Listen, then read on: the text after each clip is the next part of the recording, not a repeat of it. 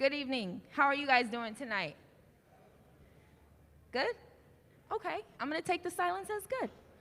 All right, I'm gonna ask if everyone can kindly have a seat. We're gonna get the BP in here and get this program started. Thank you so much. Thank you so much for coming out to join us tonight.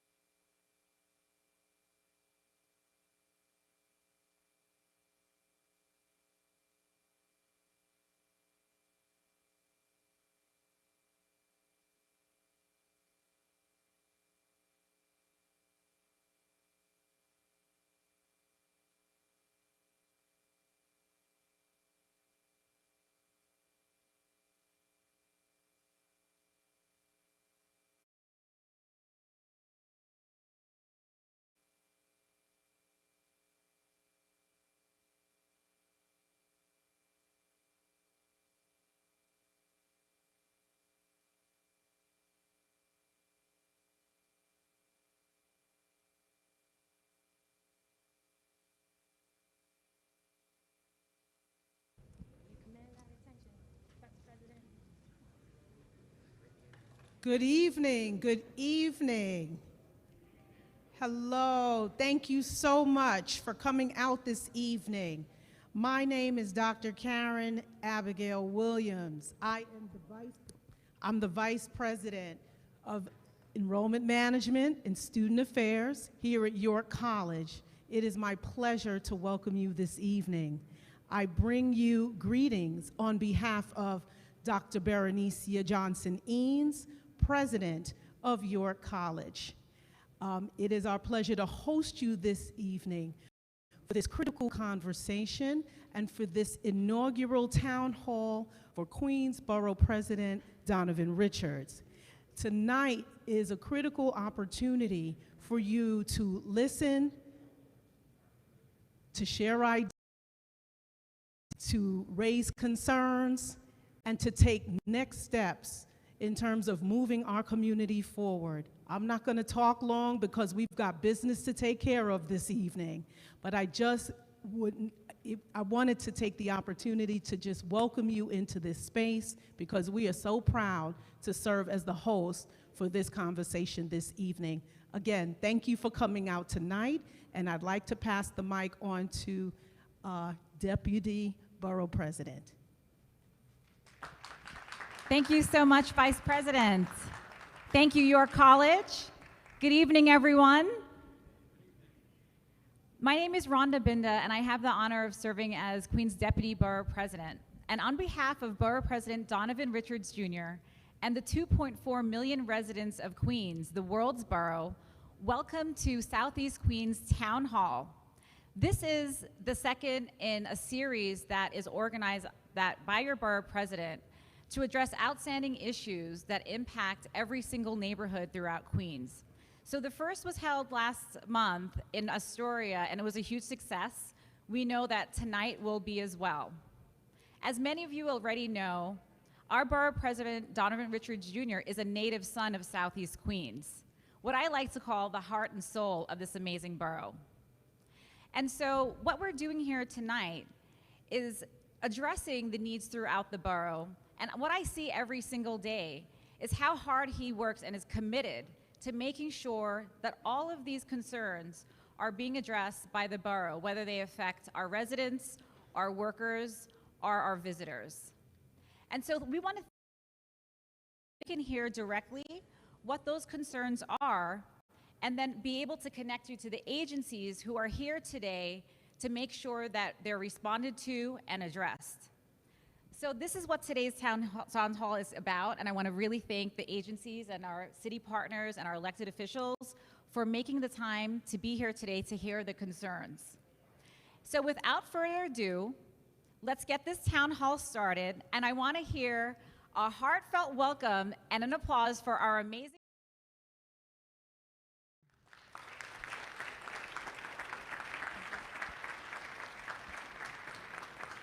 Thank you, Rhonda. And before I begin, I, of course, want to acknowledge my colleagues. I think I heard we're here. So I want to acknowledge Idanique Miller. I didn't see him yet. Okay. Oh, there you go. Come up here. Councilmember Idanique Miller, Assemblymember Cook. I see we've been joined by representatives from Congressman Meek's office, also Heineman, and also Adams, who I know could not be here. So I want to thank all of you for coming here this evening. And, you know, we're doing these regional town halls to bring government officially into the different regions across the borough. And obviously there are a lot of issues that are impacting Queens, but I want to start off by thanking the residents of Queens County because we are the most vaccinated borough in New York City. So congratulations.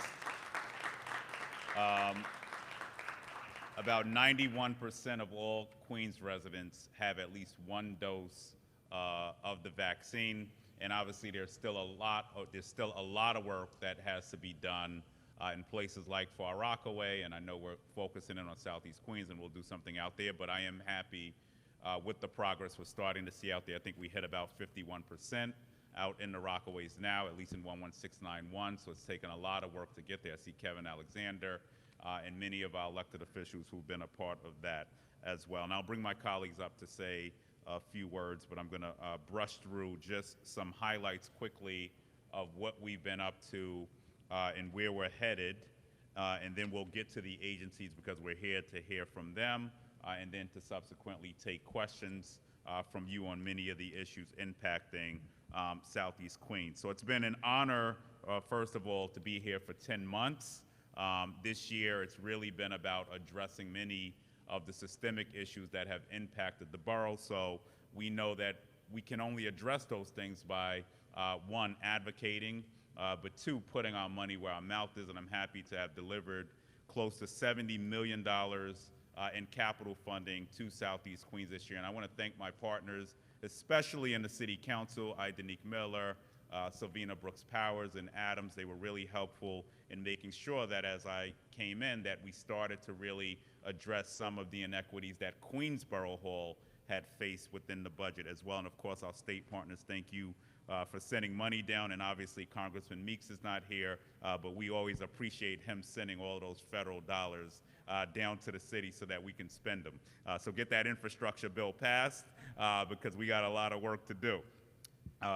So this year, I just want to run through some quick highlights of things we've been focused on across the borough. First of all, this year we were able to bring in close to $12 million in healthcare funding with money going into Jamaica Hospital to replace 5 ultrasound machines. We put about $5 million into Queens Hospital as well. We also put some money into CUNY this year, $4.5 million into CUNY. One of the projects we're working on with York College, and I know Dr. Eanes could not be here, but I want to thank York College for all of the work. Let's give them a round of applause because they really hit the ground running. And Dr. Eanes has really moved a lot of the capital projects that have stalled historically on this campus. She's moved them rapidly. So we're working on renovating an outdoor track and field, and we of course did this in partnership with Councilmember Adams and also the Speaker, the Queens delegation, of course, none other than our Black and Latino Asian Caucus Chair, Idanique Miller, as well. This year, and towards schools this year in the budget, we've put about close to $5 million into our local schools, and we've also partnered with council members to make sure that there's cohesiveness when we put that money together so that we can finish projects. This year, we also put about $10 million into local libraries. So one project we worked on with Councilmember Miller, for instance, is to renovate facilities at St. Albans Library.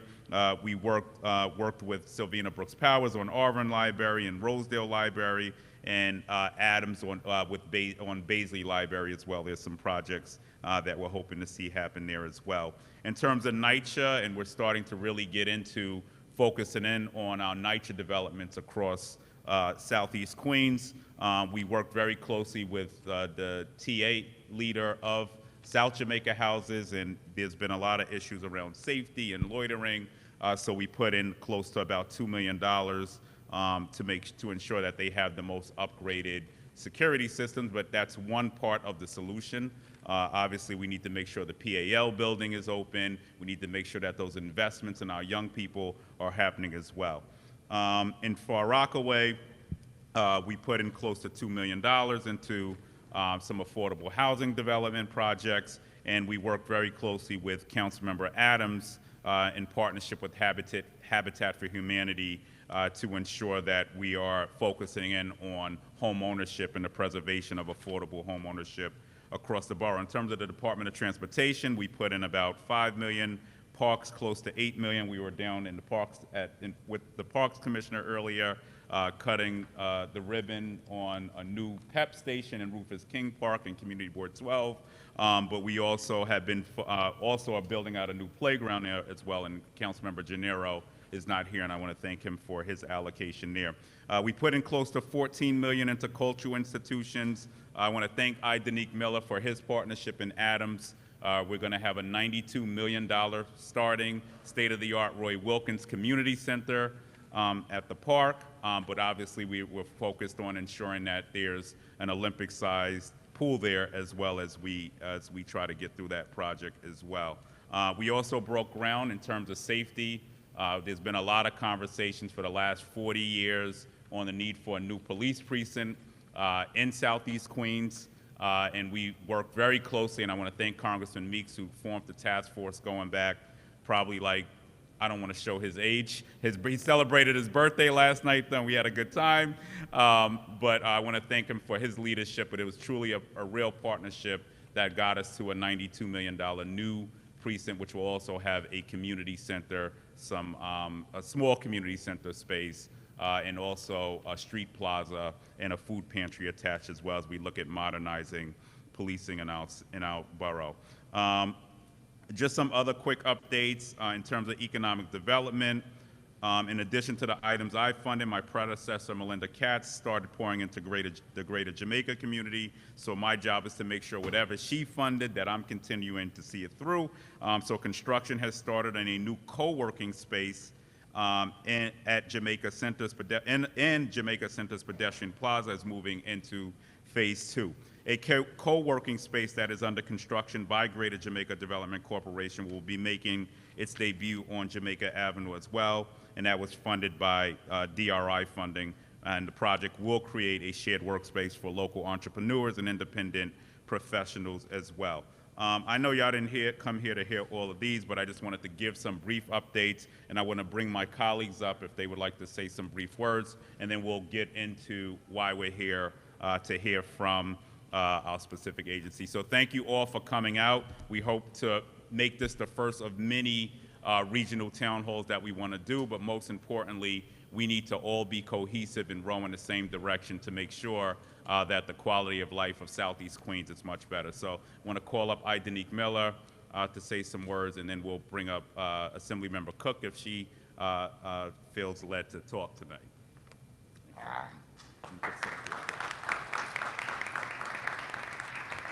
Good evening, family. Let's give our borough president a round of applause for assembling us here tonight and for the vision that he has for this borough that has already begun to be executed. And we say here in the Southeast Queens that it's the teamwork that makes the dream work, and grateful to really be a part of this team with Assemblymember Cook and the rest of the elected here, but most importantly with all of you. And I just simply want to say this. This is a town hall tonight, and having agencies that provide municipal services, services that come by virtue of your tax dollars, is so absolutely important. Oftentimes, you're calling us, we're calling agencies.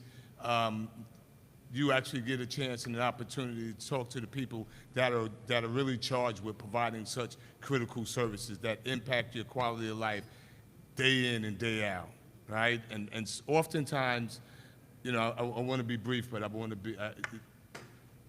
We're concerned about what the NYPD is happening because that's made. We all want to be safe, but our quality of life is predicated on so many things, right? Is access to parks. It is how we manage and utilize our streets. It is so many other things. Is buildings here tonight? No? The buildings department should be here, and we're gonna make sure next time around that they are here, right? And but these are the people that really impact your quality of life. Most importantly for homeowners, but all the residents here of Southeast Queens. Make sure that we're asking relevant questions. Make sure that they really are in tune and in sync with the needs and the values of this community, right? And so please ask the appropriate questions. It's all in the ask. It's great to have them here, but we have to know what we need. We have to know what we want. And we have to make sure they have the tools and the resources to be able to deliver on that. So thank everybody for coming out. Thank you, Mr. Borough President, for your leadership. Look forward to working with each and every one of you in this very short period of time that we have here. Assemblymember Cook, you're good? All right, she's good. But I want to thank you for your leadership. And I also just want to thank Danique Miller, because this is, he is coming up on his final 2 months. But I want to thank you for your contributions and partnership to making Southeast Queens a better place. And want to thank you for your leadership as well, and council. So thank you. I want to acknowledge we've been joined by community boards. And if you don't know your community boards, they're really the front line of defense for our community. So I want to acknowledge we've been joined by, first we'll start with Community Board 12, Yvonne Reddick, the district manager. Thank you.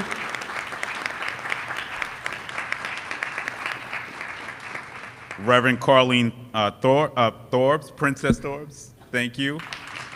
The chair of Community Board 12. Betty Bratton, the chair of Community Board 10. Carolyn Peterson, the district manager. Hello. And then we're joined by the district manager of CB 13, Mark McMillan. And we're also joined by the mayor's office as well. All right, with that being said, we're going to start to go through. Great, sanitation is here. We're going to start to go through our presentations from our agencies. So we'll ask you to give just some brief updates, and then we're going to head into questions from the audience. All righty, so we'll start from my left, and then we'll work our way down.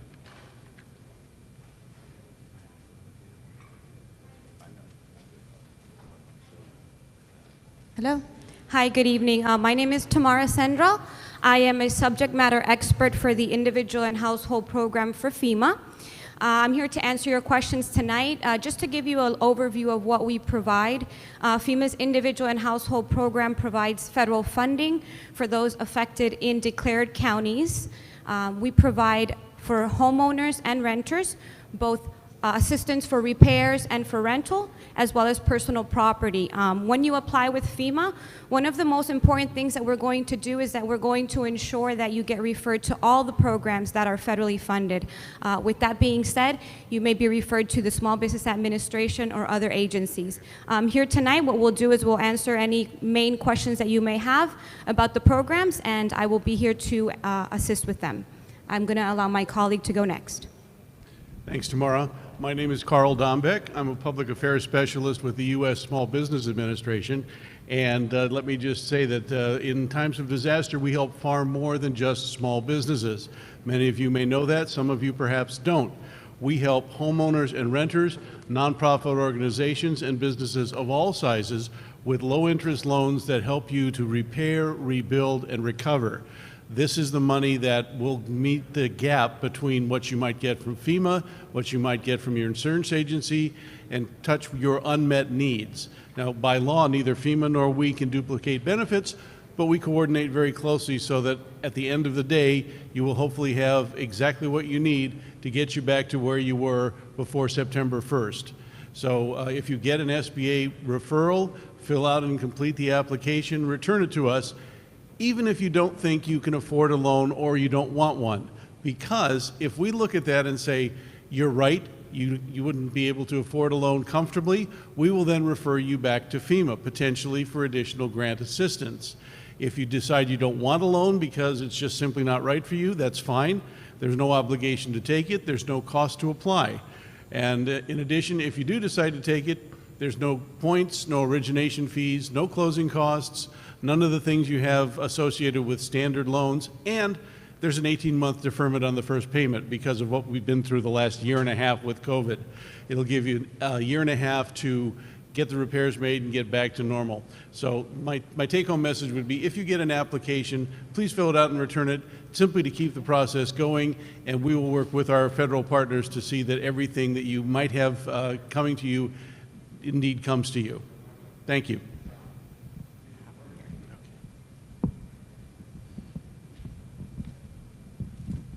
Hello. Hi, everyone. My name's Courtney. I'm with the Intergovernmental Relations team at the New York City Housing Authority.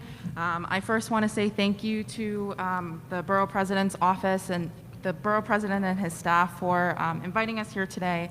I was actually on a call with them the other day, and I told them that, you know, I have never gotten the warmest welcome than whenever I'm in Queens. So it's always very exciting for me to be here. A couple updates on NYCHA's end before we kind of jump into questions later on in the night. One of the big things that we actually announced recently is that NYCHA signed a Memorandum of Agreement, or MOA, with the Citywide Council of Presidents. The Citywide Council of Presidents is the elected resident council that represents all public housing residents across the city. We're very excited for this new partnership. It basically formalizes our relationship with them and recognizes them as the sole representation for residents. So, you know, they're the ones who are on the ground and they see the problems and everything that we can improve on. So we're really excited for this partnership and moving NYCHA forward. Another big update is with our transformation plan. So as part of our transformation plan, we're really trying to streamline the work orders. I know that it's really frustrating for residents when they put in a work ticket and it can take sometimes weeks or months to get those scheduled. So we're really trying to work on the process and get those repairs fixed as soon as possible. A couple updates with the new plan. We're actually rolling it out in Queens and Staten Island starting November, so pretty soon. With this new plan, we're hiring 400 new staff members across the city. So whether that be skilled trade workers or maintenance workers or admin staff, we're really excited to get staff on the roll. And also, if you know of anyone who would be interested, especially NYCHA residents, you know, I would very much encourage them to apply. You can find all of the job details on our website. And another really big update with the transformation plan and the streamlining process is that now with this new plan, skilled trade workers will actually be assigned per development. So right now, we have a team of skilled trades that are assigned per borough. So as you can imagine, you know, they have to go borough-wide, and it can be pretty time-consuming. It can also delay a lot of scheduled repairs. So we're hoping that with the added staff and with assigning them to developments, we can get those work orders scheduled as soon as possible. So those are pretty big updates, but again, thank you for having me here today, and I'm really excited to answer your questions. Thank you. All right, I don't know if you can hear me. Good evening, everyone. I'm Deputy Chief John Clone. I'm the XO of Patrol Borough, Queens South. Tonight I'm here representing Assistant Chief Ruben Beltran, who had a family emergency, he couldn't attend. And again, just knowing him for as long as I have, this is definitely something that's very close to his heart. and he does take a lot of pride in Queens South. He's always been a resident of Queens South for many years, and he takes a personal touch to it. So I know if it wasn't something extremely serious, he would be here tonight. Again, myself, I've been assigned to Queens South for approximately about a year and a half now. I've also been raised and reared in Queens myself, so a lot of our quality of life issues that we do address, I definitely understand. As you say, because we've had it throughout for many years and things have to be addressed. But good evening to everyone. Thank you, Borough President, for holding this event. Thanks all the elected officials for turning out, as well as our community board members, the other agencies that are here with me today. Because I think this is a very important meeting to kind of keep the conversation moving forward for not only in law enforcement, but for also all the other agencies that are here today to serve you. In Queens South, we've done very well. In light of the way the city's gone with overall crime. We are leading the city in the reduction of crime at approximately 12% year to date. Again, we don't take that as it's been resolved. This is just one step, and we take it month by month because we do see spikes across the board in different areas, so we kind of redeploy our resources as necessary to address all the people's concerns, not only in the violence, but also in the quality of life concerns that the majority of our residents in Queens do have. With the quality of life issues we've had, how we track that now is with our 311 complaints. Just for the week alone, we've had over 3,122 calls for service. The breakdown, and again, I think everybody would agree with me in regarding what the concerns are. Noise complaints make up over 42% of our calls. Traffic and illegal parking, another 25%. Blocked driveway, 17%, which is 538. A lot of this revolves around people, and it's our own neighbors sometimes, but as you say, the cars driving around recklessly, as well as parking, blocking people's driveways, hydrants. These calls come up all the time. We are trying to get ahead of it, just the volume that has come out. Sometimes it is challenging.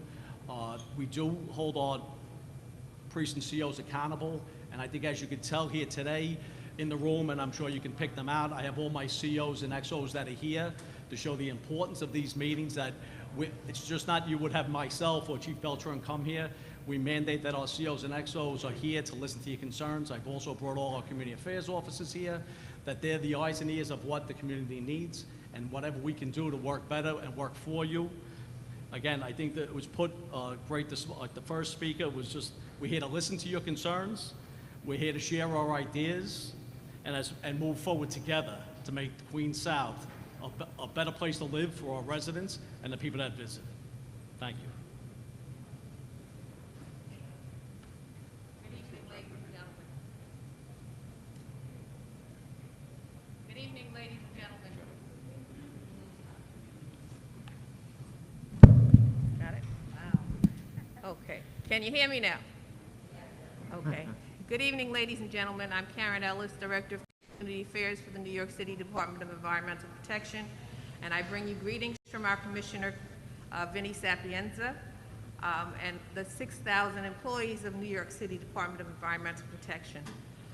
We've had a wonderful working relationship with the families and elected officials here in the Southeast Queens area. It didn't always start like that, but over the years we have developed a wonderful relationship working with all of your elected officials here with me tonight, in the audience, and all of the community residents and civic organizations. And I've had the pleasure of meeting most of them, and I thank you for that.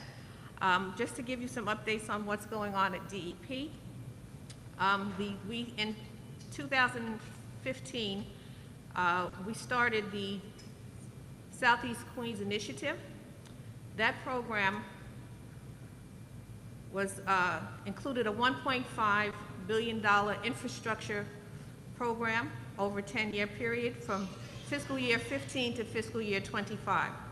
That program today, the budget has been increased to $2.239 billion. Currently, we have 17 projects completed, 6 in construction, 3 in procurement, 15 in design, and 5 projects in pre-design. We are currently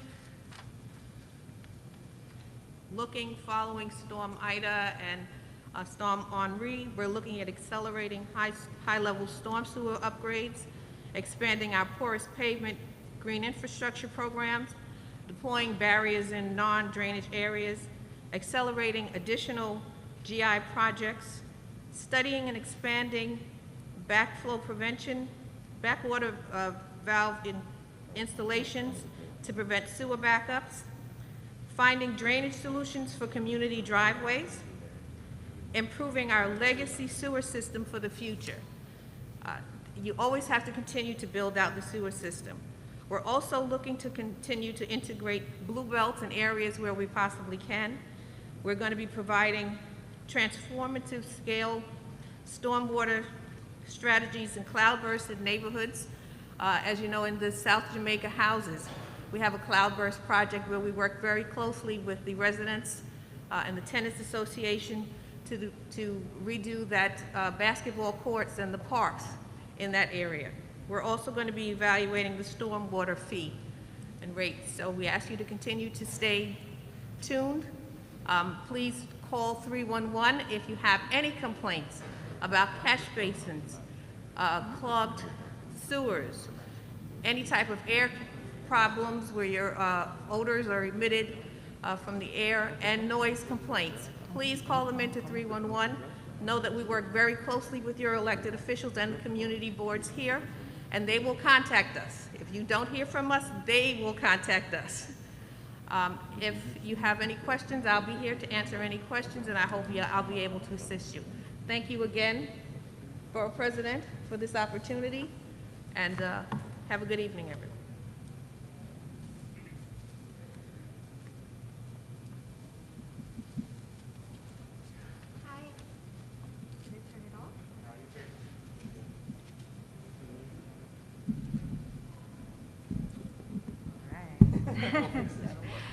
Hi, good evening, everyone. My name is Nicole Garcia, and I'm the Queensborough Commissioner for New York City DOT. And I want to thank Borough President Richards for inviting me and my colleagues, Jason and Andrew, to this meeting. So first and foremost, we want to talk a little bit about the safety of our streets. Obviously, when Mayor de Blasio started with his first term, he announced Vision Zero, which is an effort to reduce traffic fatalities and serious injuries on New York City streets. And we made significant progress in driving those numbers down. And of course, we have to remember that those numbers are our friends, our family, someone's child, someone's grandmother, or parent. These are people. These are New Yorkers that we're trying to save. And we were making incredible progress. And when the pandemic hit, what we saw were fewer cars on the streets, but a lot of them were excessively speeding. And so one of the things that we're really pushing for, and we made an announcement a couple of months ago, is that we would like to use speed cameras 24 hours a day. That's something that, legislatively, we're pursuing. And I just wanted to share a recent statistic. DOT just put out a report 2 Fridays ago about the effectiveness of speed cameras. And if you don't know, New York City is actually mandated to have the cameras within a quarter mile of a school. That's how the legislation designed these cameras to work, and operate between the hours of 6 a.m. and 10 p.m. And that was a huge win, and we obviously thank our state legislators because when the program first started, we were only allowed to keep them on pretty much from 8 until 4 p.m. So we were able to expand the hours of operation. But I just wanted to read you a little factoid about what this recent report found. An analysis of 2020 fatal crashes, so right during the height of the pandemic, shows that 36% of all traffic deaths this year that were not on highways occurred within school speed zones where permanent cameras are located. But they happened during the hours, the overnight hours, when the cameras weren't able to be on.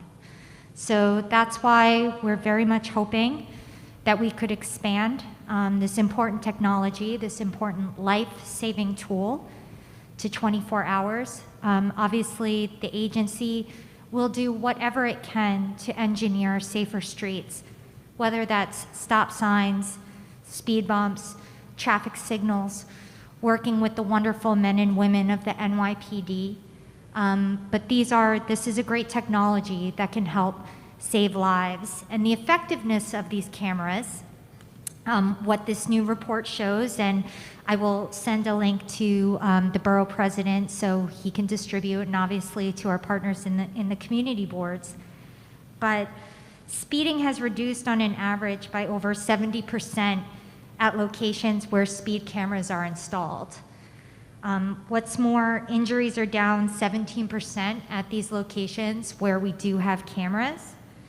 And that 2/3 of vehicle owners who receive a notice of liability in 2019 did not receive another within the calendar year.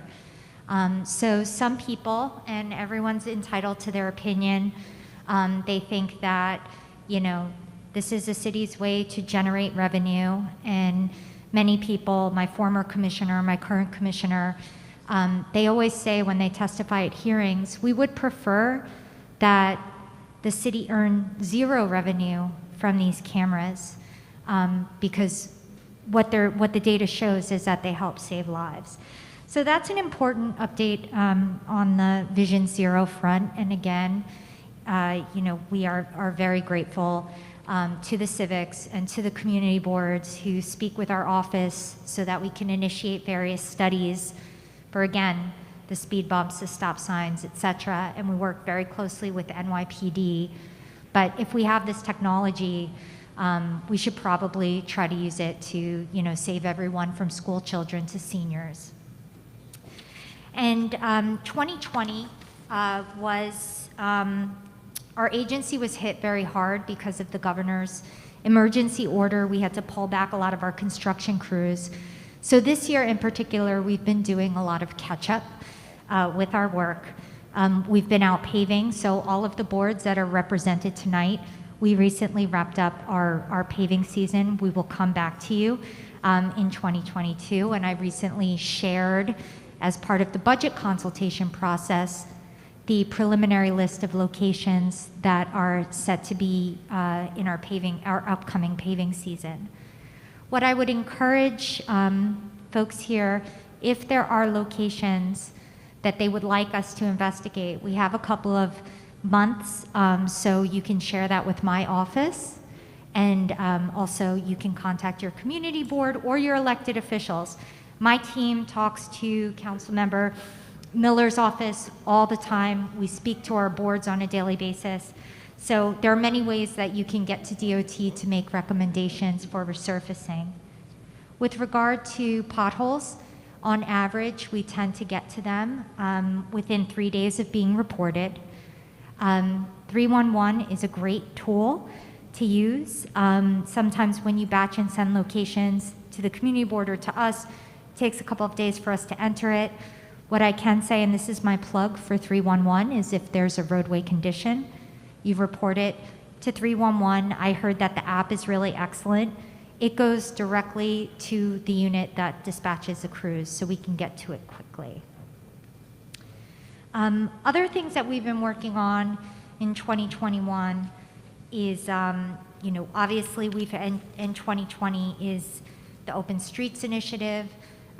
We had several in this part of Queens. We've decommissioned them. Our doors are always open. If you know of civics, of community partners, block associations, we want to work with you. We're happy to take a look at the street, work with partners, and program these streets so that they can provide open space for people to enjoy their streets in a pedestrian-friendly way. We're happy to work with you. Our agency is also now working as part of an interagency coalition on the open restaurants front, so all of the sidewalk and roadway dining.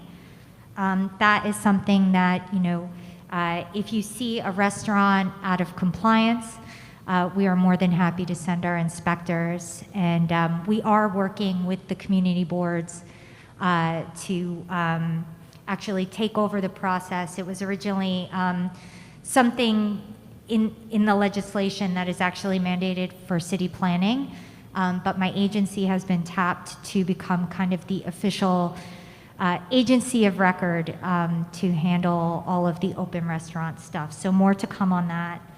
And one of the things that I think hits close to home is a lot of the transit-oriented projects that we've been doing across the city, in particular busways.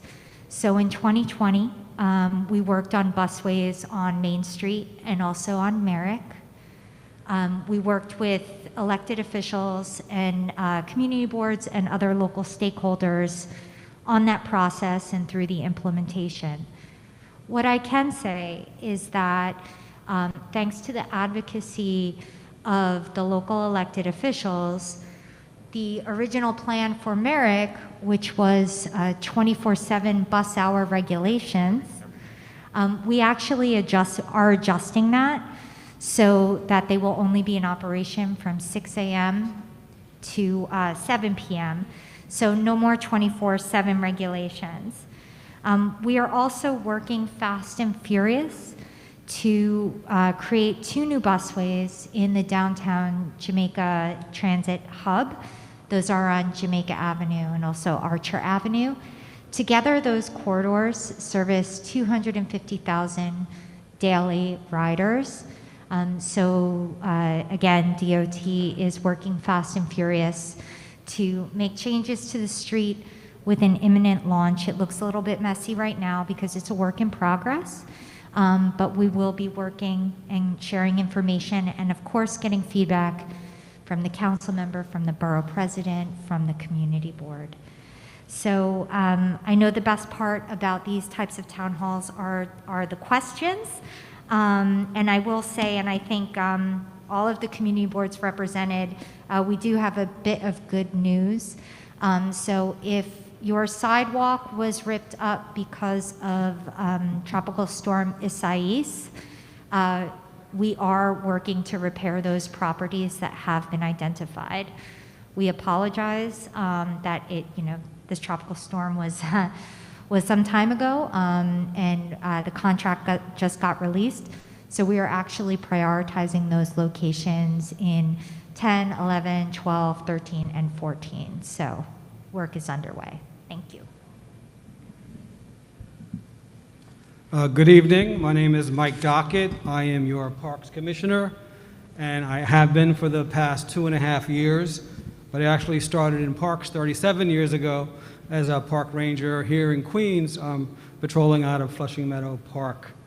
I'm a graduate of this school, York College, and did my graduate work over at St. John's. And the last time I was in this building was for my graduation ceremony. So it's good to be back for a day. I have to take a peek in there.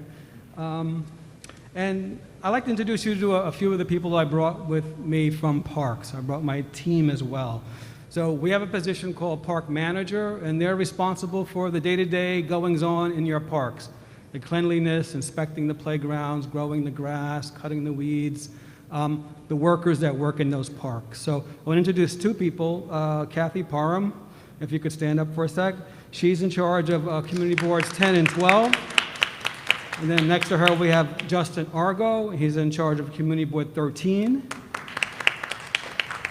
And then I'd like to introduce a park administrator. And so an administrator has the same duties as the park manager, but then the added responsibilities of raising funds for the park, programming the park, a lot of the social stuff that goes on in the park.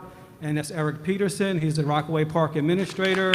He oversees the whole beach operation in the Rockaways, as well as the projects that are going on there. And then I'd like to introduce you to our new director of Queens Forestry. He runs probably one of the largest urban forestry programs in the United States. That's Tyler Wilcox, and he's been doing an outstanding job. So when those trees go down in the storms, it's Tyler and his crews that are working endlessly to get that stuff repaired. Now, you're elected officials, right? So it's Miller, Adams, Brooks Powers, former Councilmember Richards, now Borough President, and Councilmember Gennaro have been extremely supportive of parks. They've invested a lot of capital dollars in parks. So we have a lot of projects going on that are really transformative, that are taking parks that are worn or haven't seen investment and turning them around. So we have many projects that are either in design or in procurement or active construction at the moment. And then we have many other projects that are going to begin that process. And we begin the process by having a community input meeting. So it's a meeting like this, and it'll be virtual, where we invite you to come down or to join and give us feedback on what you'd like to see in that local park, what kind of amenities and what your concerns are. And that all starts then the design process for that park. So I work out of Forest Park, a building called the Overlook. That's the main headquarters for parks for Queens. I want to give you my phone number so if my office can be of any help to you with any issue related to parks. You can reach me at 718-520-5905.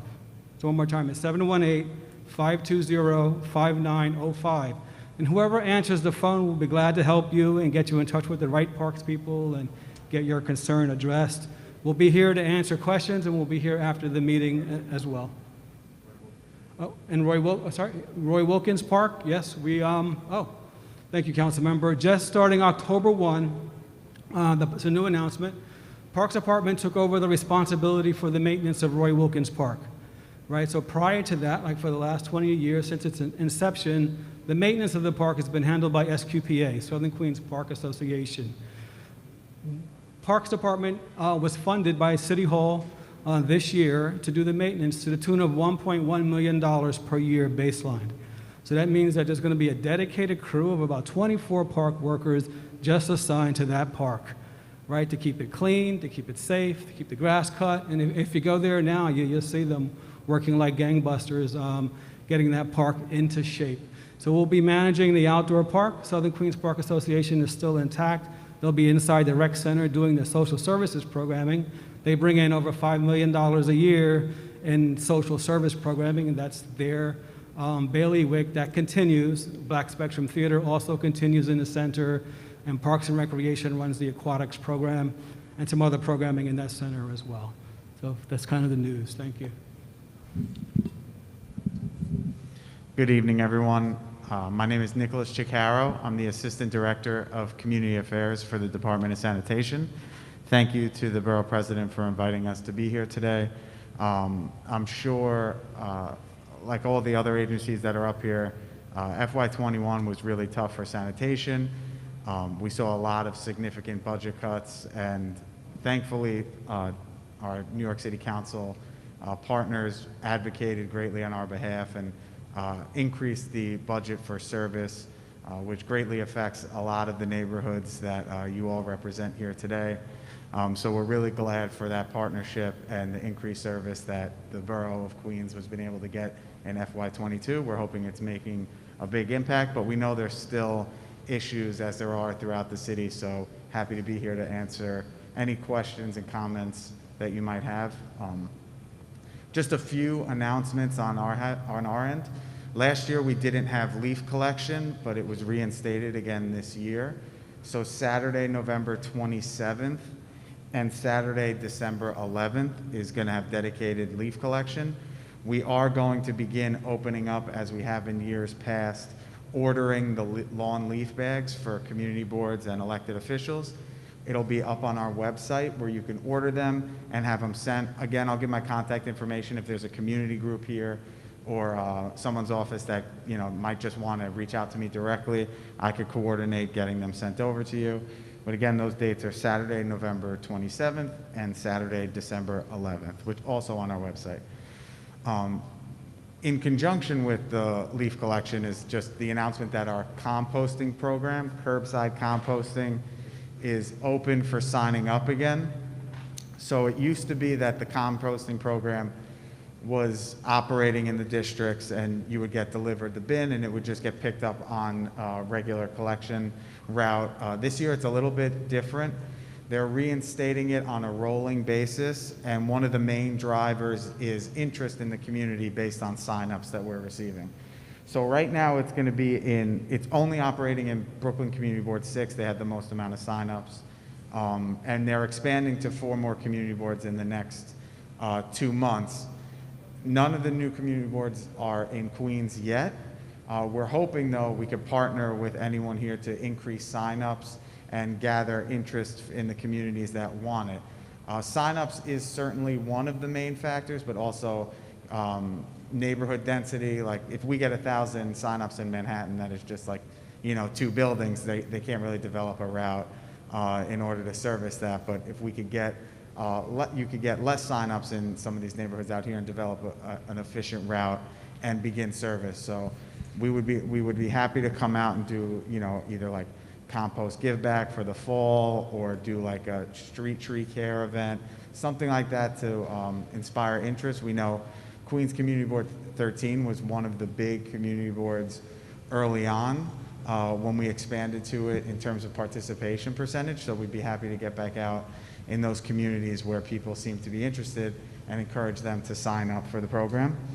And my last announcements are just in relation to snow season, which I know we're a little bit, hopefully, far away from it, but we have begun our snow training. So if anybody sees on a Sunday a snow truck, a plow driving around, and you're wondering why we're out there, we are training employees to make sure that the routes are correct from this year to last year. If there's any streetscape changes, any difficulties with, say, stuff like outdoor dining setups that might have affected turning radius, stuff like that, they go out and train to make sure that when snow actually happens, they can operate on their route without thinking. So if you see them, don't worry about it. And also, we've opened up the process for hiring for snow laborers. So if you can make an appointment at nyc.gov/snow. Because of COVID-related protocols, they want, instead of just showing up at the garage, they just want you to make an appointment in order to do it. And you could go to any one of the 59 sanitation garages, and they'll tell you what information you need to bring, and you could sign up. It's $15 an hour and $22.50 after 40 hours. So there's a lot of bus stops, a lot of crosswalks, a lot of pedestrian infrastructure throughout the city, and we really do use these snow labor, rely on them really to help us and assist us in any way that we can. So please, if anyone you know, please sign up nyc.gov/snow. So that's it for sanitation, and again, thank you for inviting us here today.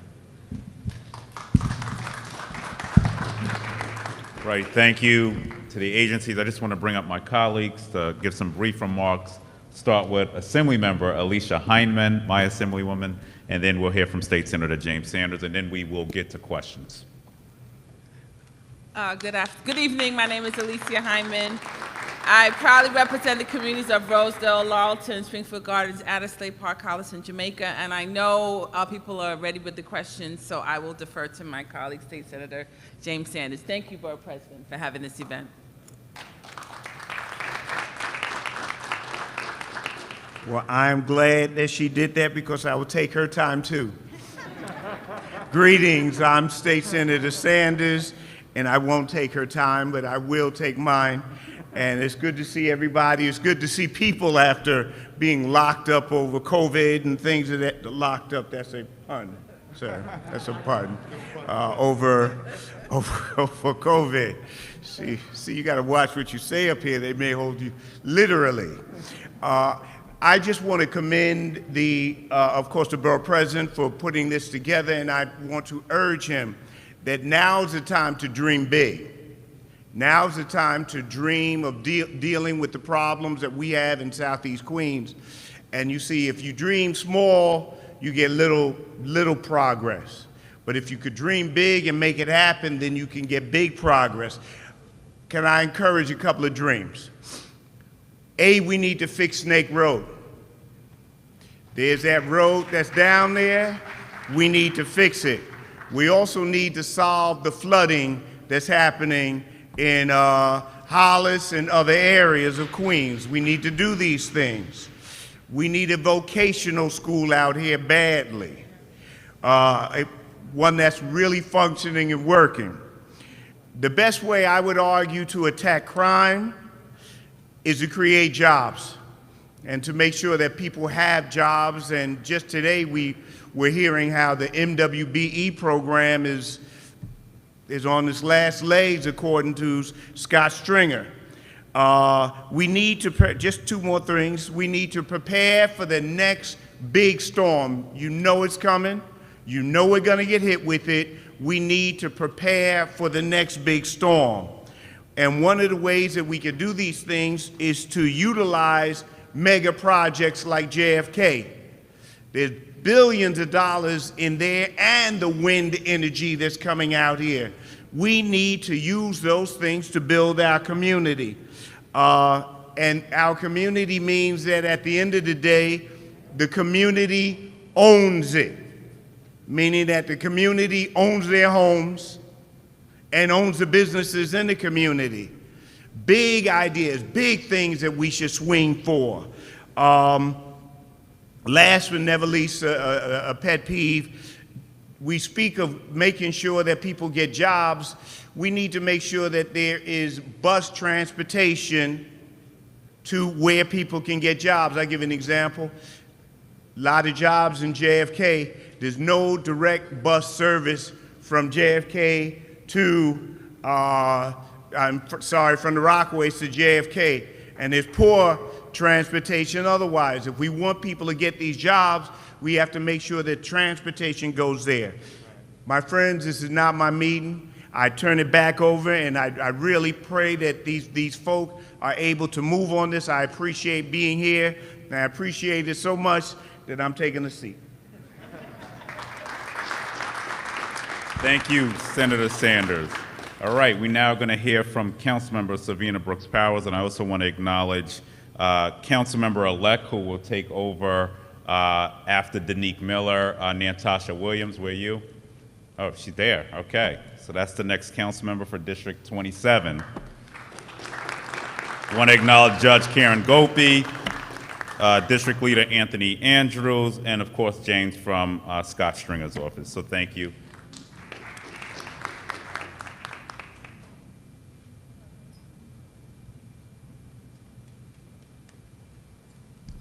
Good evening, everyone.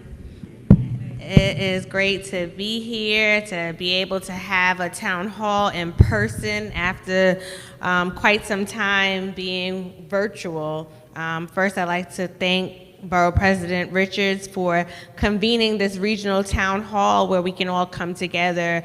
I often say in Southeast Queens, it's really not about boundary lines, right? So if you grew up in Southeast Queens, it's all like one community for us. And so a lot of our issues that may happen in St. Albans are the same ones you'll hear in Laurelton or even Rockaway. It's about the need for better infrastructure, the need for, as I heard Senator Sanders mention, access to quality jobs. It's about the need for access to quality health care. We have a lot of priority issues here in a community that is filled with hardworking New Yorkers. Most of them are essential workers across the city, and we pay significant taxes in Southeast Queens, but yet in government, unfortunately, we don't often see a return on our investment. So I'm thankful to see representation across the many agencies, a lot of which that I've been able to work with in my short time in the council, from the Parks Department to Department of Transportation. Today we did a tour with Commissioner Sapienza from the Department of Environmental Preservation. So there's a lot of work to be done. We're looking to partner with the agencies and see real tangible results. We hope that the community that has come out today really lift your voice about the issues that we know here, living here in the community for all of these years, so that they understand that what we as elected officials share with them is what we are hearing from on the ground here. And it's important that we use this platform to share what that means. So for example, today met with a woman who just had a baby, and because of chronic flooding, her doctor told her that it would be a rescue and search mission if she had her water break at a period where there was rain. And that's the type of infrastructure issues we have in Southeast Queens that needs to be addressed. And so looking forward to hearing the responses from the agencies that are here this evening as well. So thank you so much. Thank you. All righty, so let me go over ground rules. So we're gonna open it up for questions. We'll ask everybody to be very succinct with your questions so that we can try to get through as many questions as possible and answers. All righty, so my staff, who's controlling this? All righty. We're just getting the mics ready. All righty. All righty, so I see, I'll start here, and then I'm gonna move around to different sections so that there's not just a concentration. Right here. Oh, you move. Right, Adjoa. So start with Adjoa. You go. Good evening. My name is Adjoa Gifa, and I live in Community Board 12. And my question is, why does the city not take care of their own trees? Because the trees are dying, nobody's taking care of the trees, and then when we have these super storms, the trees are uprooted and they're falling on people's property, all right? And then the city wants to charge us for the sidewalk when the sidewalk is broken. That's one. The second thing is the One question. I'm sorry, See, Department I'm of established rules very early. Sanitation, you guys have people, your people come and they pick up the garbage and they drop garbage on the floor, on the ground, and then they don't pick it up. All righty. Yes. Yeah, we'll just use it. Yeah. So parks, maintenance, do you have a specific location on a tree? And my staff is writing that down. So, all right, so you'll give that to the commissioner after as well, if you want to go through. And then and I'll just add, so in general, we do take care of the trees and we respond. But a couple of years ago, City Hall, the mayor decided not to hold homeowners responsible for the damage to your sidewalk when it's been caused by a tree. So you should no longer be receiving any type of summonses for that. And if you did have them, they can be vacated. And the city is now responsible for those repairs. So you heard the DOT commissioner says that she's getting after the sidewalks that were damaged during Isaias. That's at no cost to the homeowner. The homeowners do have an option of repairing it and then submitting for reimbursement through the controller, but you're no longer like personally responsible for it. And I don't know. Sanitation. Hi, I'm sorry that you're experiencing that. The sanitation workers are reminded at roll call every day of their responsibilities, including cleaning up if any garbage is, any bag has broken, making sure their trucks are equipped with shovel and a broom. My colleague right next to you, Joe, is right there with the glasses. He'll make sure to give you our contact information. We'll get the streets that it's operating on, and I'll make sure that Borough Chief Leahy has this information and reminds the personnel of their responsibilities moving forward. Okay, thank you. All right, we're going to go to the next question. Who has the mic? Okay. All right, let's try to move through.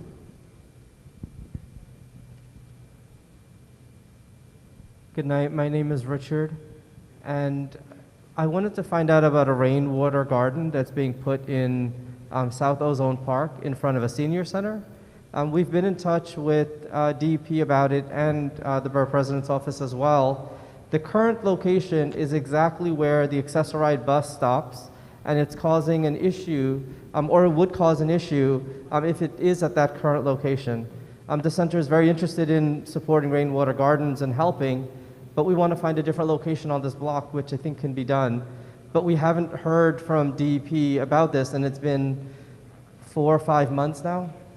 Is it a bioswell? You mean a It's bioswell? The decoration that's going on the sidewalks for the water. At that location, an infiltration basin is going into that location. An infiltration basin is a rain garden that doesn't have any vegetation on the top. It looks exactly like the sidewalk does now, and that's what's going to be coming to that particular location. It's not going to interfere with the patrons getting on or off the bus. Everything is going to be flat, leveled, just like it would be the regular sidewalk. That's what's Like a going to happen. permeable paving, just about, am I right? Well, there's an inlet for the water to go in, and it's going to come back out, but it will look like a regular sidewalk. There's not going to be any vegetation to obstruct anything on the sidewalk. So we heard that, and we still wanted to have a conversation and a meeting about it because it's a grill on the sidewalk, and if you're coming off with a roller, do you know how hard it is to go on a grill when you're pushing a roller on the sidewalk? Or if you have a cane, it's still a grill on the ground. And so that's why we really want to work with you to find a new location on the same block. We will schedule a time to come out with you to explain to you, and I'm sure that the contractor has been out with DDC and the CCL to show you exactly what the infiltration basin looks like. The grill is not very large, and it will not interfere with any type of cane or any type of walker rolling over it. They did examine all of the locations on that block. This was the most feasible place to put it. It's away from the driveway, if I remember correctly, because I did look at the location. I think it's farther away from the where the van lets off, but it's not going to create a hazardous condition for your patrons. So we could follow up with that, and we'll make sure that that tour happens. All right? Thank you. All right, the next question says, absent federal action. On the Green New Deal, what are city agencies like DSNY and DEP doing to support local businesses trying to be more green? What should companies with their own Green New Deal, Paul? Sorry. All right, got it. What their own Green New Deal do? Anybody want to take that would be, want to take a shot at it, but that would probably be more of a question for the Department of Small Business Services, and they're not here tonight, but we can take a shot at it. Yeah, from the Department of Sanitation perspective, we have a number of different initiatives, whether it be from organics, changing our passenger car fleet to hybrid and electronic, expansion of electronic mechanical brooms, currently working on an fully electronic collection truck. We have a number of different initiatives in terms of containerization, getting litter off the street, minimizing the impact in terms of pedestrian walkways and runoff into our beaches and into our sewer system. But in terms of, from a business perspective, sanitation is just more of an enforcement arm in terms of businesses, since we don't provide any services to commercial entities. So that would probably be, like the borough president said, something more for small business services for them to support. And you know, there are laws, and it depends on the size of the business. But you know, we passed legislation which I co-sponsored before I left the council, and I know my colleagues co-sponsored it as well. But for instance, one good example is the requirement of a green roof and solar panels, or a wind turbine on any building that's going up 25,000 square feet and up. But you know, I do want to speak to the challenges that small businesses have at the moment. We did work with the owner of the New York Mets, for instance, and we brought home about an $18 million grant. Over 700 businesses across Queens benefited from that, and we need to see more programs like that happening, which could obviously generate savings for the businesses and keep our environment more friendly. But that's a very broad question. Alrighty. So we have cards, and forgive me, I didn't read my notes correctly. So if you did not get a card, you're going to write your question on so that we can get through as many questions as possible tonight. Our goal is to be out of here by 8:30, all right? Alrighty, so I'm going to go to DOT. Why eliminate the left turn lane at Parsons and Archer? This backs up traffic. Gaia Brewer from Liberty to Jamaica Avenue. How will you stop gridlock at Archer intersection?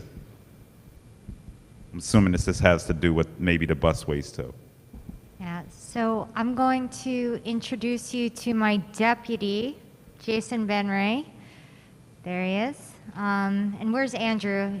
Andrew, so these gentlemen are my boots on the ground.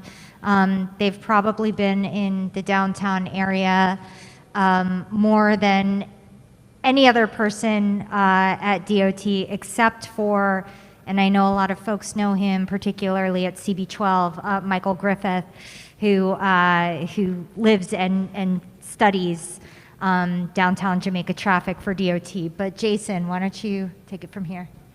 Thank you again for having us here today. So the left turn ban at Parsons and Archer is part of a larger busway project that the commissioner had mentioned for downtown Jamaica, which includes both Jamaica Move your and mic Archer. closer to your mouth. And yeah, no problem. Tricky with these things. You can. And a result of an analysis found that the left turn ban there can help bus speeds. We're in the process of installing that, and the commissioner had stated it's a work in progress that we aim to substantially complete over this week, actually over the next 5 days. For the individual that wanted to speak about this, there's a lot of vehicular access to folks that want to get to businesses, both particularly on Jamaica. Cars will be restricted, though, on Archer Avenue. So I would love to maybe have a follow-up conversation with the person that had that question to go a little bit more into that. We speak regularly on this issue, so we'll make sure we follow up you after that. With respect to Guy R. Brewer, we don't have a street improvement project or any transit improvements for that corridor this year, but always open to speaking with you and any area residents and or stakeholders that want to chat about improvements. We're always down to learn a little bit more about where there are areas of concern in an effort to develop improvements. We're in the process of scoping things, of course, for next year too, so might have an opportunity to do more for Guy R. So I'll make sure we follow up towards the end of the conversation to make sure we get more details shared on that. Thank you. All righty. All right, did we answer the question? Did we answer your question? All righty, good. All right, got a thumbs up. All righty, unfinished construction, SEQ 848. This is from Donald Abraham. All righty, all right, thank you, Mr. Donald, Mr. Abraham. And also abandoned cars on Farmers Boulevard, trucks parked overnight, and then also garbage being dumped. And let me just speak on the garbage issue quick. Because Sanitation has recently sort of changed their policy, so we're able to actually now purchase cameras for chronic dumping spots. So we're going to be looking to really address that in the upcoming next budget, but I know my colleagues in the council, like Sylvina and Danique, put some money there, so there are some chronic locations. If you have chronic locations where you see dumping, you need to get those locations to us, and we are going to look to purchase cameras in the next budget for that. I mean, I would love Sanitation to pay for it, but you know, we'll pay for it as well for chronic location. So let me get to Karen, if you need a second on SEQ 848. Where's this project at? Can you speak to the neighborhood?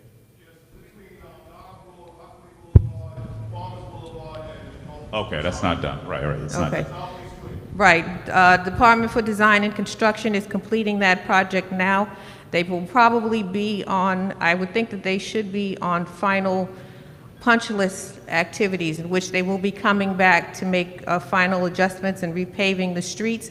If you have a particular location, Philip Stafford is the CCL for the job. Okay. And let me just mention, on these construction projects, and I just like that because I used to chair environmental protection, they take time. And I know that they are a headache and we want them to be done, but I promise you, when it's finished and it's paved, you're going to be happy. No disrespect to you, sir, on the table. I've been doing construction 32 years, doing construction in New York City. I've dealt with that company before. I know what they're trying to do. They do have a punch list. Like I said, I spoke to Phil Stafford. Matter of fact, earlier, he's on vacation right now. Okay. So they're just piecing the work. They're destroying everything in our neighborhood, and they're just piecing. Well, let me just say this. When the project is done, DDC is going to come out and do an inspection. They have a time frame they have to, I believe I'm right, and I'll let Karen go through, that they have to finish the project. So I believe they have a timeline that they have to be finished. And this is one of those projects that was actually expedited because it was on the books for like 40 years. But Karen, I don't know if you have anything else. to Okay. Sir, what I will do is I will get your contact information and to get your address later, if you don't mind, and then this way we can, okay, and then this way we can have someone come back out. But as I was saying, Department for Design and Construction is administering this contract. Most contracts that you see going on in the street, whether DEP or DOT or jointly are funding them, Department for Design and Construction is administering the project, and they are responsible for the contractors. So if you have any questions or concerns, if the CCL is off, is on vacation this week, he has a community outreach and notification team at DDC that we can connect you with as well. But I'll get your contact information and we'll talk offline. Okay, thank you. And then precinct, this is Farmers and what, Mr. Abraham? Farmers, what intersection at Farmers? Between Merritt and 122nd Avenue, right across from the Western Beach. Okay, so we'll allow you. All right, we got it. All right, abandoned cars. Yeah, no, with the abandoned cars, we're like, again, it's not just at that one location. We have several locations throughout the borough. We're running into some issues with the abandoned vehicles, just in a lot of the storage locations that we can remove them and consider them scrap if we can destroy them. Also, the heavy tow trucks, I know you mentioned that also. We just rolled out a new initiative that we're doing 2 weeks ago. We did an initiative with our Chief of Transportation and the Department of Transportation regarding heavy truck tow, which we did one in the 102 just last week, 2 weeks ago, and we're going to roll that out to each command moving forward. The 105, which I know is not the area of concern right now, but they're scheduled to get a heavy tow operation within the next 2 weeks, and then I say we'll put that on the list, so we'll try to hit that the third week after that once we start rotating it around. No call. No, I should say, grab me afterwards or grab one of my community affairs guys. You give me the location and the address. We have multiple ways that we try to work it out. We have some booting operations that we can do. We try to boot the cars, but a lot of these are working people, so we try to summons them up front.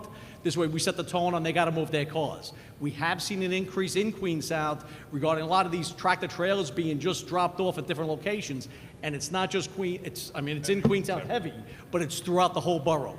I've seen them in numerous neighborhoods, so we're trying to start it out with the almost education by summoning them first.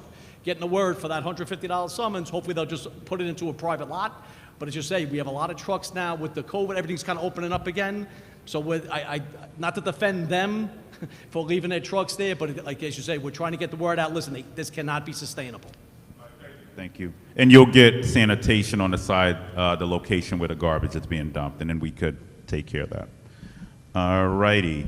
I live on 157th Street by PS 48. The traffic is getting heavier day by day, and so does the chances of accidents and injury. Is it possible to get some speed bumps, I'm assuming you mean, on 157th Street and around the school? PS 48. I guess that's for Nicole. Commissioner Nicole. Absolutely. We will send our team out. If No calling out. okay, just what was the So school? PS 48 PS 48. on 157th Street. PS 48. Okay, this is what we're going to do. We are going to assign it to our school safety team, see how the crosswalks look, ask for some refurbishments, full study around the school, and of course on the adjacent streets, we will look to see if speed bumps are feasible. Those studies, though, small caveat, do take several months, and we can only install when the weather is warm because asphalt, we need good weather so that the asphalt adheres, but we'll get to it for sure. Be careful what you ask for. You're going to get a speed camera too, which is required, by the way. It is law by the schools, so it's coming. It's the state law, city law. All righty. What actions are being taken regarding local concert and nightclub promoters posting banners and billboards on public fences and structures in the Jamaica community? This has been allowed to fester, especially alongside the North and South Conduit Boulevard. Our community looks deplorable. That's for sanitation.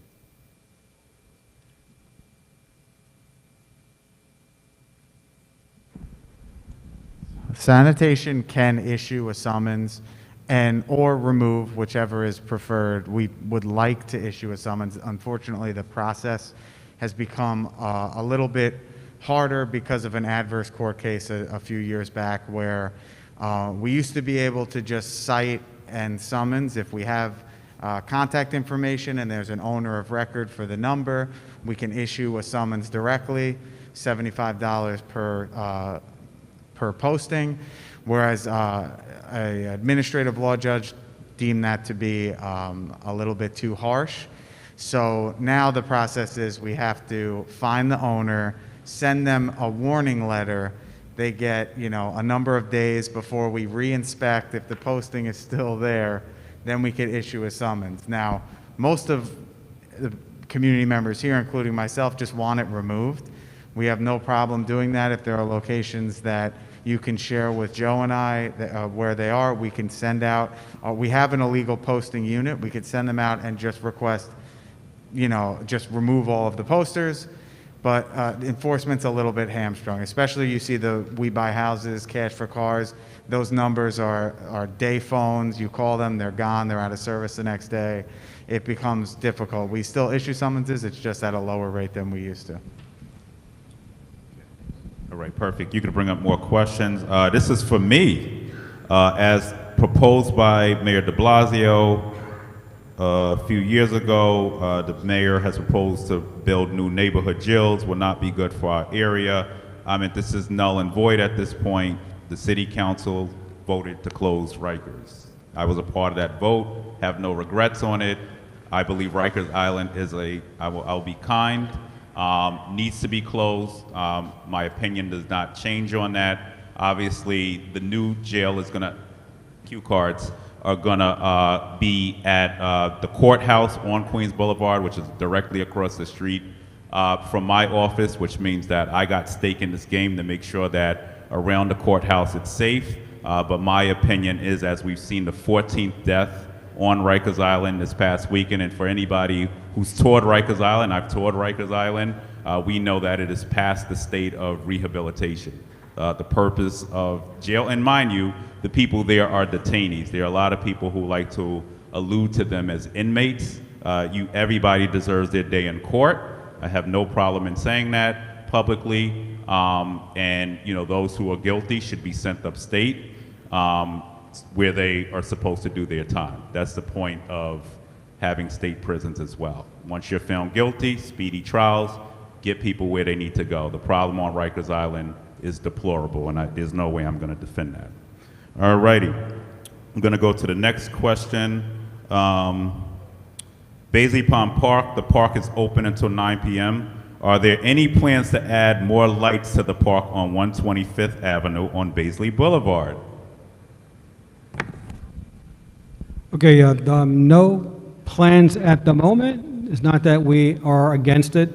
The park currently has security lighting throughout. But if you think there's a section that's extremely dark, we can take a look at that. There are some other things we can do to mitigate it. If there are perhaps street light poles, or we could put spotlights on the back, or request that they be installed. So I would just ask whoever asked the question, if you can get together with Kathy Parham and discuss the location. Baisley Palm Park is our district headquarters, so we're in that park daily. And any of the light poles that are in the parks, if any of them are out and not working, we will get those repaired. All righty. I'm trying to get through. Can DOT and DEP commit to do a joint study and make plans to address flooding on Brookville Boulevard, Snake Road? Small vehicles are often stranded during high tide. Let me go into this quick. So one, there is going to be a project that we do move, which I signed off on as Borough President, a $62 million project, obviously working with Sylvina Brooks Powers, which is going to start, I believe, first quarter, the Brookville Triangle Project Phase 2, which will start first quarter next year. It's going to be a $62 million project. The complications with Snake Road is that it's state, city, local wetland. So the city, when people just say, well, why don't you fix it? Even if you want to raise it, we need federal permission to do it. So this is something we examined in a post-Sandy era. It's something we're going to have to work with our majority leader on, perhaps at the U.S. Senate, but we're going to need all hands on deck to even if you wanted to expand it, you need federal intervention to ensure that that happens at this point. Part of the other complications is the beginning of the road is city, the middle of the road is state, and the end of the road is federal, and everything around it is federal. So when you think of bureaucracy, that road is the greatest example of what bureaucracy looks like. Under a Trump administration, I could tell you it was very hard to get anybody to the table there on the federal side, so it is something we can examine again under the Biden administration. But I just want to caution the city can't just go in and do whatever it wants to do on that road because of the federal regulations that are attached to it. But we're going to see relief for the neighborhood there, and then God willing, sometime we'll reconvene, try to reconvene all of the different stated levels of government to raise that road again. But it is far past the time for that to happen. The only other position would be, and I know it's been a challenge for us because the bus is no longer running on it for that specific reason as well, which is unacceptable. So that's 3 levels of government, and we did go through the Mayor's Office of Resiliency at one point to try to get that done, but it was clearly stated, we can't even, if you wanted to intervene, you couldn't even do it without federal permission. All righty. Sanitation, once again, cleanliness of the streets. And I'm going to ask people, don't be vague, like to put your locations on. So garbage and dumping, which is good, Dunkirk Avenue. So if you want to touch on that, sanitation. So as the borough president sort of alluded to earlier with one of the other questions about illegal dumping, since the pandemic has hit, and I don't know if it's just an issue with commercial businesses being on a long break and not having enough funds for private corridors, we've definitely seen an illegal dumping increase citywide, not just in Queens, Southeast Queens. There's certainly a number of different areas in the Rockaways, on Tuckerton in Q12, which actually we just placed a pilot device, which I don't know if anybody has ever seen out there yet. Live view, it's a different kind of camera that we're piloting throughout the city. We have 4 units that we're piloting, but I'd be happy to, I know Dunkirk, it's something that I know has been ongoing in terms of illegal dumping. Our enforcement unit has done stakeouts and prolonged investigations throughout the city recently that have resulted in a number of different impounds, arrests, several summonses, and I know they've been operating in Queens as of late. I'm not privy to all the information because sometimes they like to keep it a little close to the vest so word doesn't get out to exactly where they're operating at, but I'd be happy to share that location with enforcement and with the borough.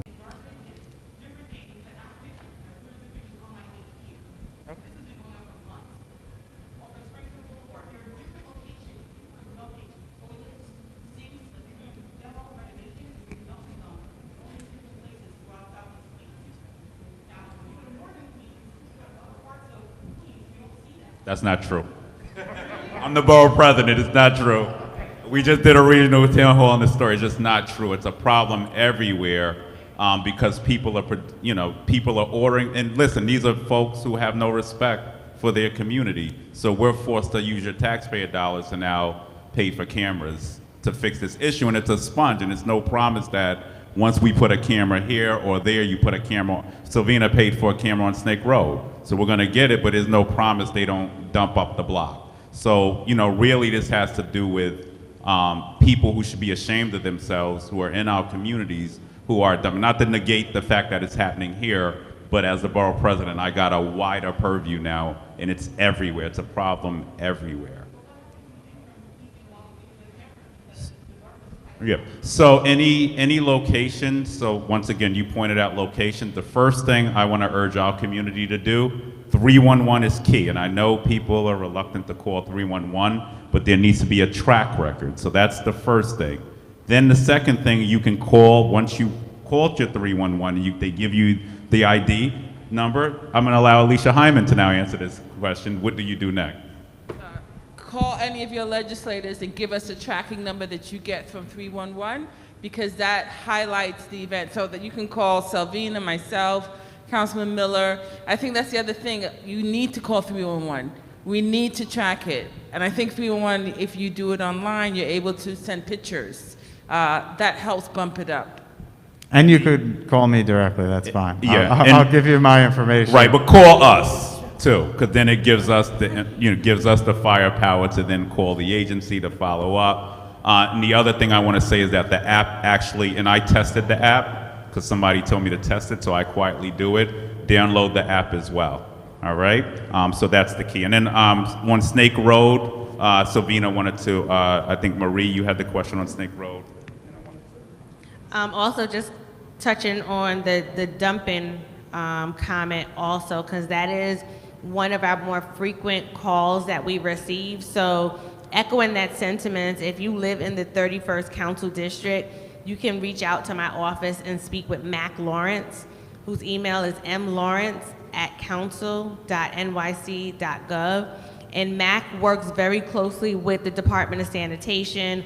We also added more funding to Wildcats and ACE so that they are also able to go out and address it immediately, just so that we get it handled. And we've been trying to do it in a more strategic and targeted way. So after calling 311, you can call the office and speak with Mac specifically, and he will work on that. But going back to the question on Snake Road, this past week I got a commitment from the speaker that we will be sending a letter to the state, and I am going to be working with my colleagues in government locally to do this as a joint letter to our new governor, Governor Hochul, to let her know that the city is interested in looking at investing in the Snake Road in terms of the elevation. This is also a conversation that I've had with Senator Schumer, so when you see him in the community, you can mention it also so that we're on the same page.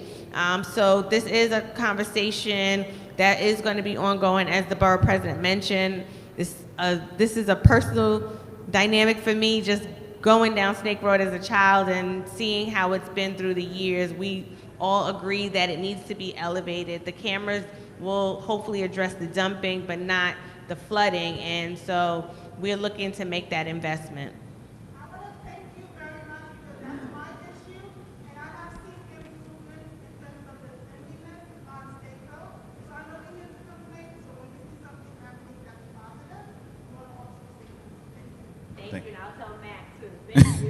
That is that battle on the dump in there. You get it cleaned, and the next day they dump right back on it. It's, people only know. All right, Keisha McGregor, 14559, 224, sewer problem in area. So we'll give this to, if you could just read brief, because I want to try it. I got 10 more cards to get through, and then. Can we give her a mic? Can we give you a mic? Where did my mic go? All righty. All right, it's coming. 14559 224. Yes, I live over there for about 7 years now. I'm an essential worker for about 7 years. That area, I write to you, you write me back. That area is over 40 years. We have 2 storms. Super Sandy, I wasn't there. Either my whole basement was flooded from my waist. No one, the road is it's like a belly. Sabina was there today to see the actually full hand of what happened. My neighbor just moved 5 months ago. He flooded twice, just a regular rain, it's flooded. We gotta do something. We don't have no even sewer system. We don't even have a drain system. We only have a soak away. It's like a mess. The road is like holes, bumps, and everything. It's like a belly. Every time you drive, even when it snows, it's worse. It's a problem. It's like a hill. It's like it's a hill and gully. Okay. It's like that. All righty. So thank you. I don't know if we have a capital project for that area. I guess we can check in on that. But let me just going back to the flooding, and we know this has been a historic problem for South Queens. It's one of the reasons we worked hard to secure $2 billion to address those 40-year projects.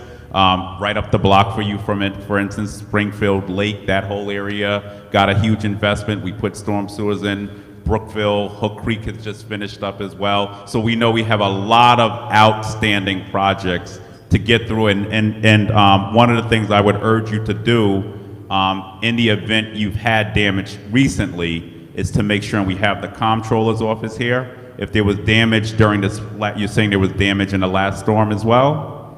All right, so we have FEMA here. We can walk you through that as well to make sure that you're putting in a claim. I wish I was around 40 years ago. I wasn't, and neither were my colleagues here. So we're here trying to address those issues now and working to move them expeditiously, and we'll work to see which, if there's a capital project. If not, just as Snake Road, a Brookville Triangle, just as many of the other projects that have been on the books for 40 years are there. We're gonna work to try to expedite them. So please come up after. We'll make sure FEMA and the comptroller's office hears from you. Thank you. All righty. All righty. FEMA did a virtual inspection and made small grants. What is the appeals process and how were the determinations made, especially since we had damages? I believe I'm reading this right.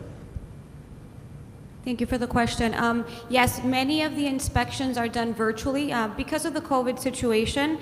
If you do not agree with your decision, you can do an appeal. An appeal procedure basically is you putting in writing why you do not agree with FEMA decision. The appeal procedure can also overturn anything that was not addressed in that initial inspection. You can also request a second inspection in that appeal procedure. Every household is different. Every composition, every building structure is done differently, so every case is very individual. I would have to look at each individual situation so that I could guide you in what an appeal procedure would be for your particular scenario. So my advice would be reach out to our FEMA helpline. That number is 1-800-621-3362. We also have disaster recovery centers throughout New York through the declared affected areas. You can look at the different disaster recovery centers through fema.gov/DRCs, and you can find the one nearest to you. Good thing about the disaster recovery centers is you can have a one-on-one conversation with a FEMA representative, and they can even guide you in how to write that appeal and submit it there in the center itself, okay? Thank you for the question. And tomorrow we actually have a virtual, or Thursday, I believe, a virtual a seminar, webinar on this. So you can go to queensbp.org and sign up. And we're going to be going through the appeal process, everything you mentioned in your question. So please don't hesitate to reach out. From the Spring Jam area, I think they're in the house. Obviously, there's a project that's on the books since Irene, the spine on 150th Street. What is the status of the project?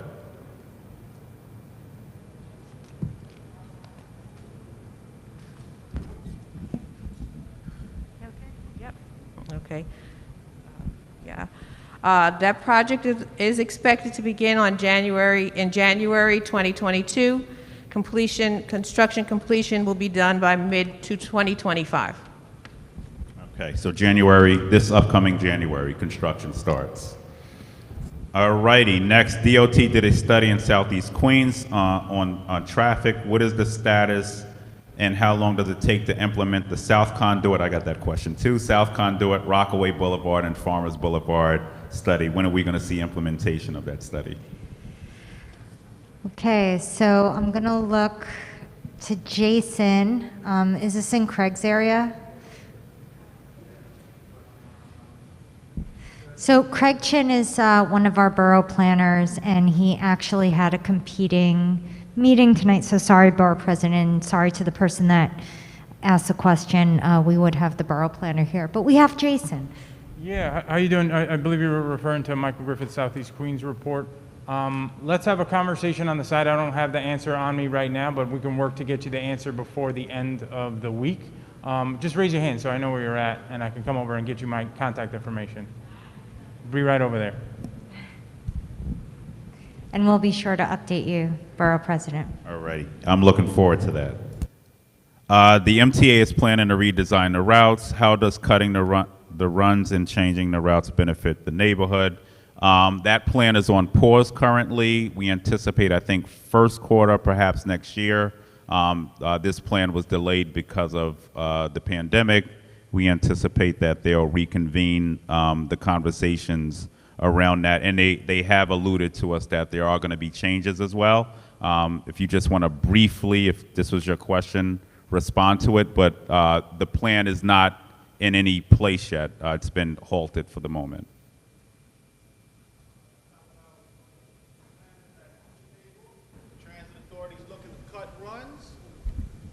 Good evening. Thank you. The Transit Authority has the plans back on the table. They're looking to cut the runs and merge the lines. This does not help the neighborhood. They want to help this neighborhood, they need to add buses to the routes. Agreed. So everybody can get the buses when they need to go to work. Thank you. So, and I agree with you. One of the reasons many of our selected officials pushed back on the plan originally, but once again, the plan is halted. I met with the MTA a few weeks ago. At the moment, they're going to come back with revisions and, to the plan sometime in first quarter next year. But as of this moment, there are no changes to any bus routes. All righty. On a north conduit between Baisley Boulevard and Rockaway Boulevard, there are two parking lots operating and parking their business vehicles on our residential blocks and taking away our spaces. The companies are Safe Park JFK, bulk parking. What can be done to deter them from using our streets as part of their business? I guess that's a question for NYPD. And we're almost through these questions. Yeah, no, just with that, if you can, we got to take a look at it, see what's there. They're parking legal vehicles. It may not be an issue, but we got to take a look at what's there and where they're parking them. So if you could raise your hand. Who asked the question? All right, perfect. This way, I'll grab you right afterwards. We'll get the information, and we'll go there and we'll survey the location. Thank you. All righty. We're taking notes.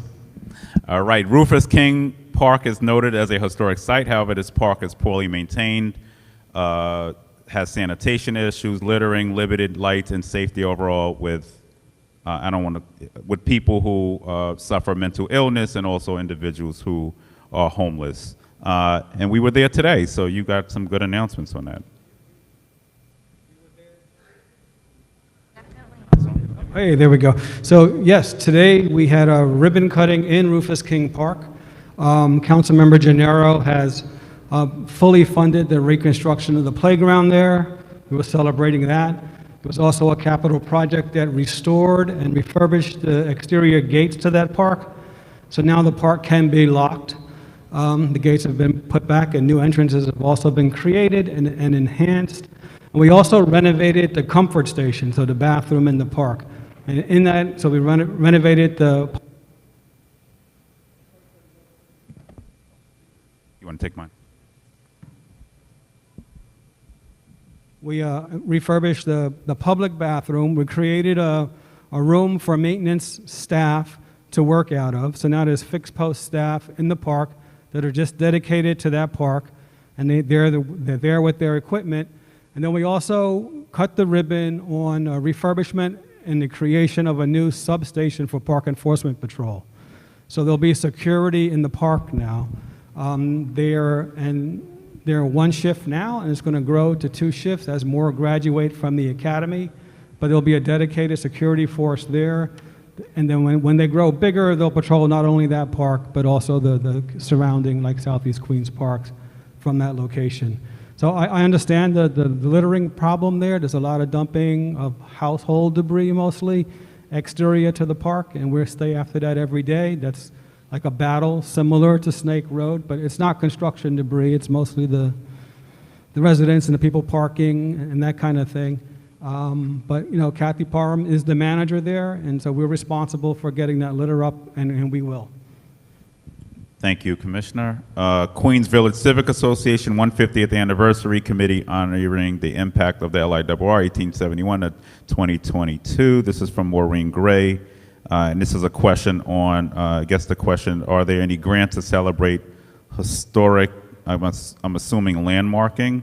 That's a question we can have offline with my planning department as well at Borough Hall. And if you're looking for grants, this is a conversation we should have offline. So we'll be more than happy to have the conversation.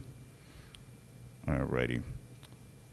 All righty, we're getting down to the end. Everybody okay? All right, good. All right. Why are auto repair shops? Your handwriting it looks like mine, so you're going to have to ask the auto repair shop. How can they park? I'm assuming this is about the double parking on Merrick Boulevard.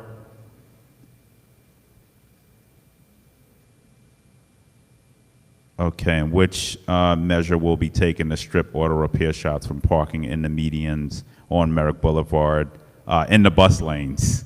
And I know Danique Miller he left, but he's been on this issue. If you want to just go through that, DOT. So one of the things that my team has worked very closely, and obviously credit goes to my deputy Jason and Andrew, the council member's office, DSNY, and also NYPD. So as we were implementing the Merrick Boulevard bus lane, obviously there is a section that is adjacent to auto body repair shops. My office was in touch with a lot of the owner-operators along that stretch.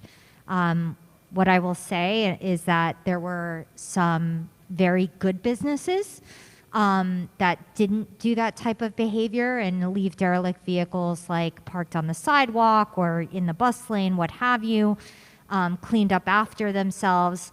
But, like every place in the world, there are bad neighbors. So what we did was my team did a number of coordinated efforts where we worked with the businesses. We educated them and said, hey, this is you can't do this. This is a quality of life issue. It's a traffic safety issue. And we're coming back next time with PD and DSNY. And we did that several times. And I know that, the council member had published, some updates in his newsletter. Jason, how many times did we go out with our partners? More than 20 times. And So Merrick's a living, breathing thing, and I want to just thank the 103rd Precinct, the captain for providing resources constantly, and then Nick, too, from DSNY. Just a comment, there's a lot of good businesses out there, but there's also a lot of bad businesses. One of the most bad businesses is actually in the process of moving. That's just south of the depot that's just there. But we're going to be back out there as a result of a conversation that we have regularly with the council member's office on Monday, meeting with some businesses, conducting some new observations, and then going to be in touch with PD to do another round of enforcement along with DSNY to tow some of the derelict vehicles. Just want to keep in touch with that individual that had that question. We'd like to keep you involved in the constant enforcement operations that happen there because they happen monthly. Raise your hand and I'll just come over and give you my contact information and we can keep in touch with you going forward so you can hear about those updates as they happen in real time. Okay. All righty. Thank you. And then you didn't write your name here, but will bus lanes extend to Laurelton on Merrick at this moment? No, right? Too narrow? but if you want bus improvements, and it doesn't have to be bus lanes, there are things that we can do to prioritize and speed up buses, so we would love to hear from you if that's something that you're looking for. I don't think they're looking for it. Okay, then we're not going. I'm fine. That's my personal. As somebody who had to take that Q5 up, Merrick, trust. All right. I didn't just arrive as borough president like it was work to get here. All right, last question. From this individual, and I'll just ask you to give your address to the Department of Transportation after we're finished. You received a DOT sidewalk postcard. However, the telephone number printed on the card was incorrect. So if you can just come up, because they're going to be making repairs to sidewalks, we'll ensure that happens, and especially while there's money in the budget. All right, last two questions. All right, we're getting there. All righty, speeding cars, abandoned cars. So I have locations here. The 113th Precinct NCOs were notified on these locations on Gaia Brewer, 132nd Avenue. I'll ask you to come up after this as well, and we'll have our Assistant Chief here do that. And then speeding through 160th Street from Conduit to Baisley Boulevard, we need a four-way stop sign, so we will have you come up to see DOT, and we can put that request in as well. Once again, when you have these requests, you're putting them into 311. You're also speaking to your local elected officials who can also put in the request as well. The request for speed bumps, four-way stop signs normally take somewhere between, I think I'm right, 7 months to start the study, at least minimum. Am I right? 9 months, 9 months. All right, why don't you answer? I'll let the commissioner answer. It takes several months. So I'll go with the 7 months that you said before I pick answer number one. Speed bumps do take several months, and they are an incredibly popular request in every single borough except for Manhattan. And so, that's to say that, and obviously they're seasonal. We can only install them when the weather is good because of the materials that we use. So we have a tremendous backlog. Stop signs and traffic signals tend to take 90 days to review. We like to go out, especially when school is in session, because that reflects kind of pedestrians using the street, more pedestrians using the street. I will say that once a stop sign is approved, it takes about a month to get installed. Traffic signals, that is heavy duty construction, and that can sometimes take up to 3 months because we actually have to work with Con Ed. And I just have to say, Ms. Reddick, if you haven't seen the letters, my team is telling me that you got a left turn signal approved, but it's not installed yet at Rockaway Boulevard in Sutphin. We're getting to the many left turn signal studies that many people have been asking for generations in Southeast Queens. So we're getting to those. We're prioritizing those. All right, thank you. All right, last question. It's like 3 questions. All right, so what internships are available for youth in Southeast Queens? I think all of us give those opportunities. So if you have young people who are interested, there are several programs. If you don't want to be with your electeds, we can help guide you in that direction. So you should see my staff. Tiffany is here, Brent is here. You can see them, and we can guide you into those opportunities. You asked for the Parks Department, can the youth and community be part of the design process for the new community center? And I'll let the commissioner answer what happens anytime there's capital improvements to parks or to a facility. They do something called scoping, and I know we're going to do that here as well. The answer is absolutely yes. We encourage youth to come out. We need to hear voices from all levels, all stratas, right? Seniors, adults, children, teens. When people are not present for the meetings, the voices aren't heard.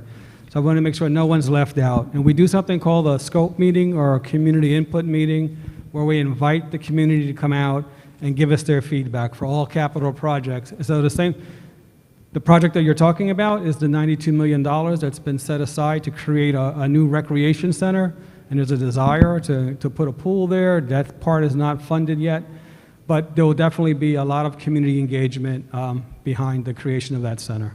And we urge you, because we put this information out, so please make sure you're signed up for queensbp.org or your local elected officials who put out their own e-blast as well.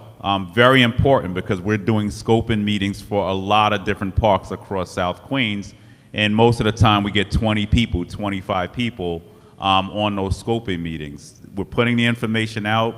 You got social media, you could follow. I'm sure we all post 1,000 flyers a day.